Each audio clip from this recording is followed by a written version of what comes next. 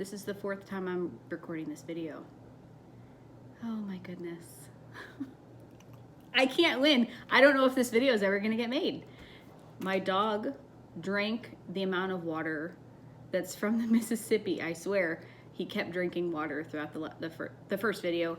Then he found the loudest toy that he could possibly find through the second video. Then I couldn't seem to find my words for the 3rd video. The 4th video, my phone died. Now we're on number 5. High five.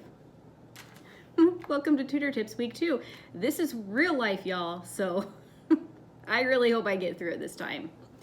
I'm gonna focus more this week on general study tips. And don't turn the computer off. Don't click off. It's gonna help you, I promise. It'll be short and sweet and to the point. Everything's already pre-filled in for you because I did it all the first video. If you get guided notes from your instructor, use them to your advantage. They spend so much time creating and crafting those guided notes for you, and they're very specific on what they have in them.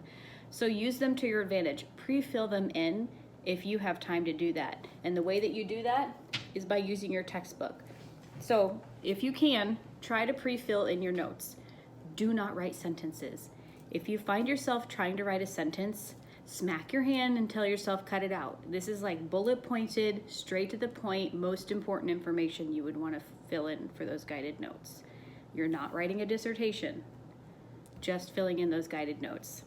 The second thing you're going to want to do is focus on the clues that they're giving you. If you see in your guided notes that something is already bolded, if it's underlined, if it's italics, if they change the color, and bold something, if they add pictures, if they star something, if they find some sort of image or graph or chart, and they put those in those guided notes, that takes so much time for your instructors to do that.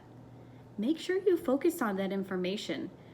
That is such a good clue to you that, hey, this information is important enough that they spent extra time finding goodies for you to have, or accentuating certain information in there. So pay attention to any of those clues they give you. I'm not saying don't study the other stuff, but definitely study the things that they give you clues about.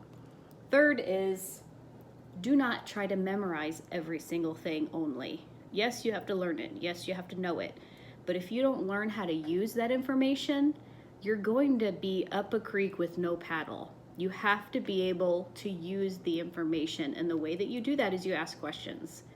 You ask questions to your instructor if you don't understand something. You ask questions to yourself. If you see something that says, hey, these are the complications of whatever, if they just list a couple of things and you don't know what those things look like, how are you going to know that that's an actual complication in real life? You have to know what something looks like or shows up like, so that you actually know what that complication is in real life. You're not just studying these things to pass a test. Yes, you have to pass a test, but you know what? You're going to be a nurse. You have to understand that information. So don't study to memorize. Study to learn and to use and apply. Practice questions are a great way to apply. Just kind of throwing that out there. Your textbook, I said the very first video, I love your textbook for this class. Use it wisely. Use it to study. Use it to fill in those guided notes if you get guided notes. The second thing for this book that I really like is the nursing considerations section. That section is a goldmine of important information. That is the stuff that's going to tell you what you're going to be doing as a nurse and why you're going to be doing it. And that's what this class is all about, is pulling pieces together and making judgment calls on what do I need to do as the nurse to make sure that I keep my patient safe. Always have that lens of safety on. If you're going to learn something about giving a med, what's the safety consideration? What do I need to know about that med before I give it? Who shouldn't be getting that medication? What would be the safety situation? If I give the med, is there some safety things I need to know about it? Does it have a therapeutic value? Does it have an antidote?